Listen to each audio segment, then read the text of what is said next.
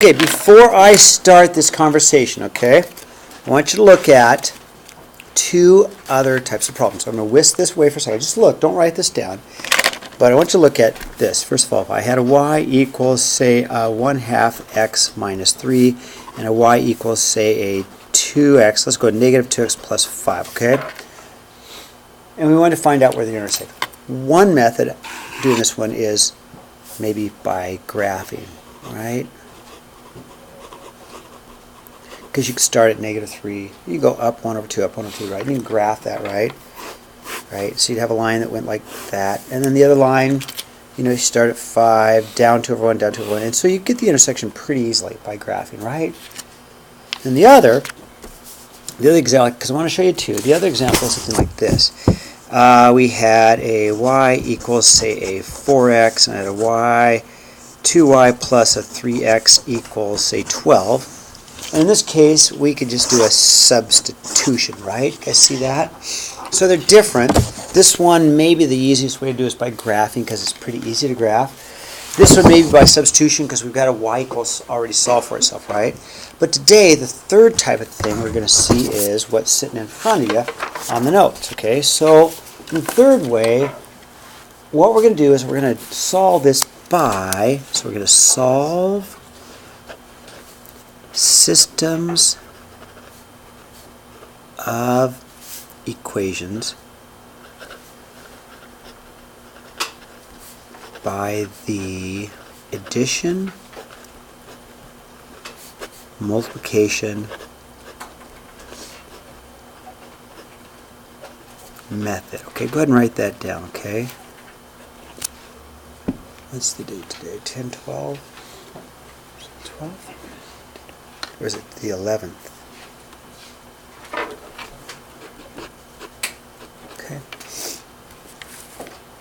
So we're going to solve systems of equations by the addition multiplication method, okay? So what makes it so different is that to solve for y can be done, but it's a lot of work, right? What could be done is to solve for one of the variables and substitute in. You could do that, but it's a lot of work. Hopefully you're staring at it and you're in your mind you're going, Mr. Davies, just add the two equations. Just add them. Don't do all that extra work, because if I add the two equations, it's a pretty unique thing, right? Check that out, right? What's going to happen if I just add them? What's going to happen to the y's? If I add straight down, what happens to the y variables? Don't they disappear? 3y minus 3y, don't they disappear? So if the y's are gone, solving for the x's gets pretty easy, right?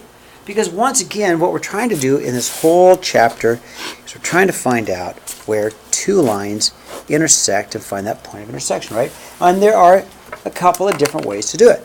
This particular method, called the addition multiplication method, works sometimes, all right? And in this case, it's perfect. It's beautiful. Because check it out. If I add them together, do you guys see how those are opposites? They completely disappear. And I'd get a 6x equals 30, right? And then solving for x is easy. Divide by 6, x is equal to 5. Okay, now, remember, we're looking for a point where two lines intersect. We're looking for that. So I know part of my answer. My answer is 5 something, right? My answer is 5 something. So what we need to do is find out what the something is. So now I will substitute, okay? So I can take my 5, and I can plug my x equals 5, into either first or second equation. It does not matter. Again, I can put the 5 into either x here or x here. Doesn't matter, okay? Let's see. Caleb, which one do you like, the first or second equation? The first one. I like the first one too because there's no negatives, right? But they both work, okay? So I want to put my 5 right there. So the first equation, I totally agree. 2x plus 3y equals 34. Let's put the 5 right there for x, right? Now we do substitute. 2 times 5 plus 3y equals 34, right? So put the 5 in for the x. This is pretty easy. You guys remember doing this? Yes, no? Remember doing this at all? Okay, good. 10 plus 3y equals 34. minus 10, minus 10, 3y equals 24. Am I going too fast? Okay. Okay. Divide by 3, y is 8. So, my answer is 5, 8. Okay? So, I like the addition multiplication method a lot, but it only works if they're lined up. Okay? So, before I go to example 2, x's are lined up, y's are lined up, the equal signs are lined up, and so are the constants. Okay? So, it works out really nicely when everything's lined up, because you're going to add, right? When you're going to add, let's add the things that are the same. Let's add the things that are the same. Let's add the things that are the same. That's why they have to be lined up. Okay? Now, example 2 can also be done by the addition multiplication method, okay? But if I were to add them right now, nothing's going to cancel. Can I say that word again? Addition multiplication method. Can I say that again? Addition multiplication method. Addition. What are you going to say? Multiplication. So why don't I do some multiplication? My goal is to make them opposites. My goal is to make them opposites so they drop out. That's what I want to do, is make them opposites. So if I take a look at 2x, 3x, I could multiply this by 3. Okay, come on, think. If I multiply that by this 3, what's this number become? If I multiply this by 3, what's this number become? 6. And if I multiply this by negative 2, what's this number become? 6, negative 6. Bam, they drop out, right? Or, because it does not matter. Or I can multiply this by 3, what would I get? Multiply this by 3, what would I get? And if I multiply this by negative 4, what would I get? And then boom, they would drop out. It does not matter. It doesn't matter. Which one? Leora, which one do you want to get rid of? The x's or the y's? Let's get rid of x. X's because they're smaller numbers, right? And they both methods are going to work. So to do that, if we want to get rid of the x's, let's make them opposites of each other. So I will multiply by 3, and I will multiply by negative 2. Okay? The point being that I would get a 6x and a negative 6x, right? And then they're going to cancel, okay? So it's a little bit like finding common denominators, isn't it? It really is. Okay, so let's rewrite. So let's rewrite. Okay, so I'm going to rewrite. So I'm going to have now I will get a 6x plus a 12y equals a negative 30, right? Negative 6x minus 6y equals a positive 6. Okay, so be careful on your multiplication, but you've got to multiply all the way through. 6x, 12y, negative 30. I got to multiply all the way through, Negative 6x minus 6y, positive 6. So we're just multiplying all the way, right? All the way through, okay? Now, we can add, because remember, it's called the addition multiplication method. So now we can add, right? So if I add them, straight down, the x's disappear, right? Gone. 12y minus a 6y is a 6y. Negative 30 and 6 and negative 24, right? It gets pretty easy now, doesn't it? Okay, divide by 6, y is equal to negative 4. Okay, so my answer is going to be, something negative 4, right? And so if I need the x value, I'm going to plug my negative 4 into either one. Okay, so it's up to you. You want to put the negative 4 into the first or second equation, okay? Lachlan, first or second, doesn't matter to me. Which one do you like better? Put the second. Okay, so Lachlan wants to put it into here. That's fine because they're smaller numbers, right? So let's take my second equation. Now we are going to substitute.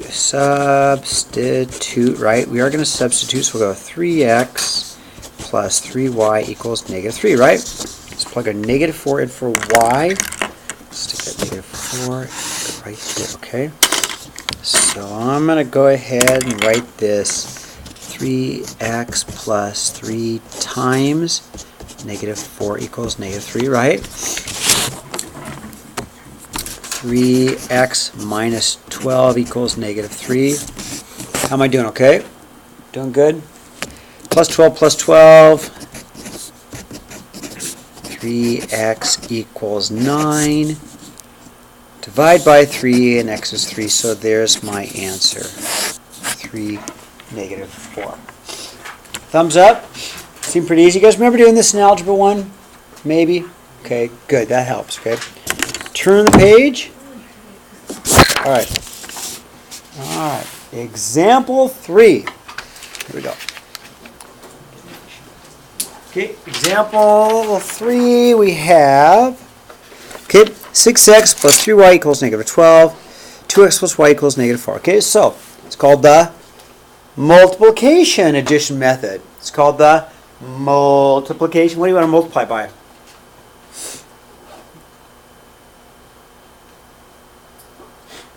I'll say it again. What would you like to multiply by? Oh, interesting. Wow, cool. Can I say no to that? But absolutely correct. Okay, I don't want to confuse anybody, okay? Good answer. Can we not do that because kids don't like fractions? I personally like that a lot. How about we multiply by negative 3 instead? That was really good. But we're not going to do that, okay? Don't take it personally. Most kids don't like fractions, okay? You know, here's what he says. Simon said, let's multiply by a negative 1/3. No, negative.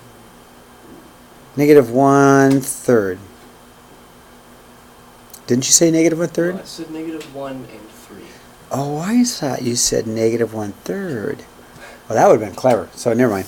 How about we do this? How about we multiply this one by a negative 3? Okay with that?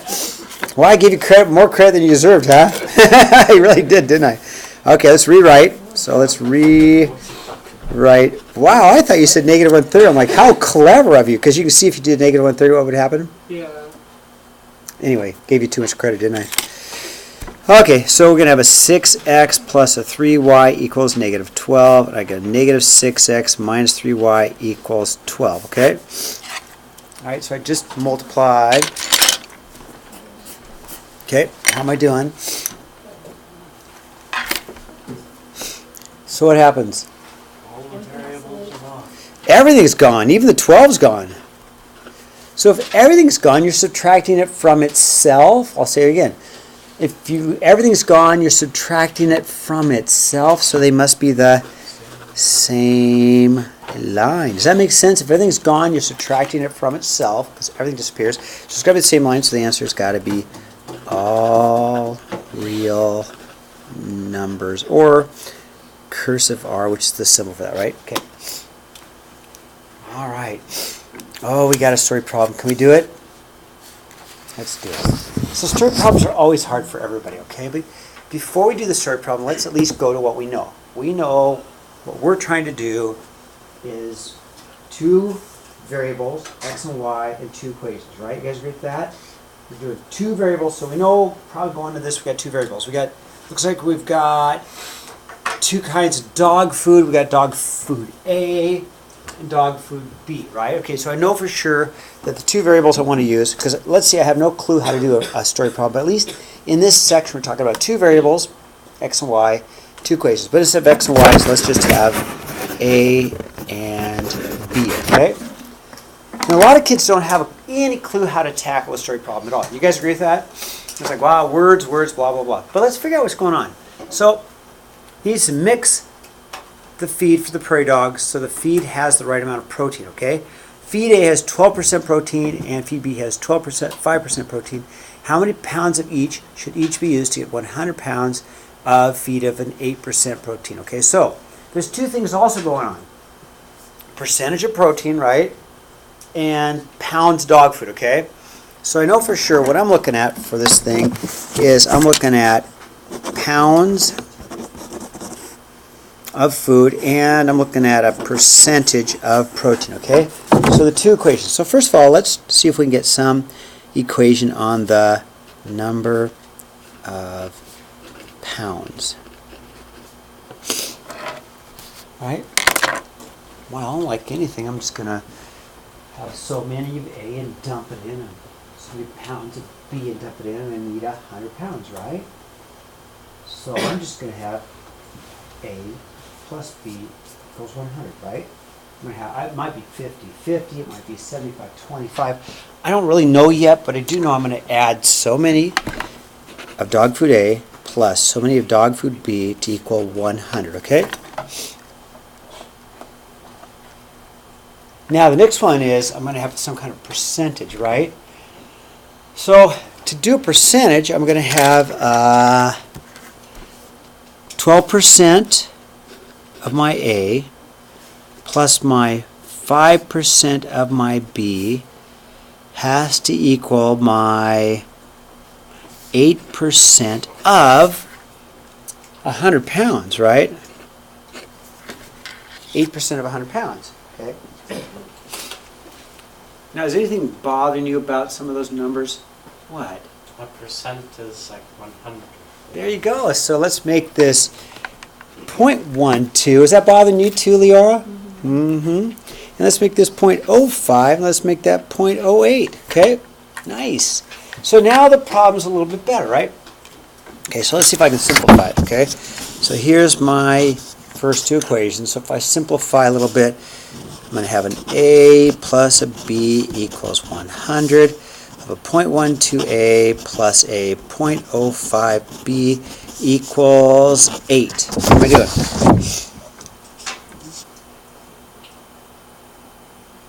All right. We're going to solve. Oh, man. Looks like decimals. Guess I better pull out my calculator. They don't scare me.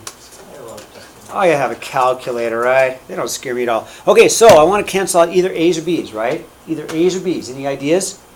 Mason, what do you think? Let's cancel out the B's. What would you do to cancel out the B's? Because B's look like smaller numbers to me. No idea. Could you make these opposites? Well, what would this have to be for this to be opposite? The opposite of that? What do you think the opposite of that is? Leroy, what would you do? I'd multiply the top equation by negative 0.05. This is a negative 0.05, right? Pause 0.05. If I add them, will they cancel? Does that make a little bit of sense? A wee bit? Okay. So let's do that. I'm going to take and I'm going to multiply. Let's multiply this top equation by a negative 0.05. And the reason why is it would make the B's be opposite and then cancel out. Okay, so again, let's do a rewrite. So let's do a rewrite. Okay, a rewrite. And we're going to have a negative 0.05A minus a 0.05B equals a negative 5. Okay? So multiplied all these. That times that times that times that, right?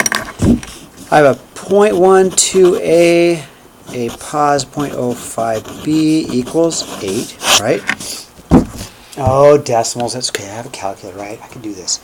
And then if I were to add these, I'm going to get a 0.07A. And then Mason, check it out. Guess what happens? Boom, boom, right?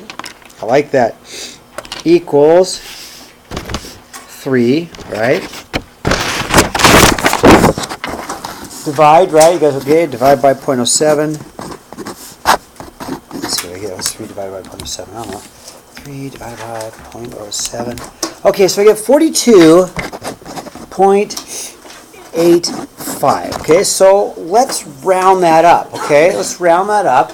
I mean, you know, they're prairie dogs, for goodness sakes. I mean, if they're off by 0.15 protein, I think they're going to live, huh? Right? Okay, so let's make it 43. So let's make A equal 43 pounds of dog food.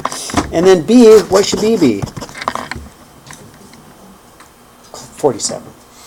Got to round, right? Or got to carry, yeah. Right? Got to carry the ones. 57. 57.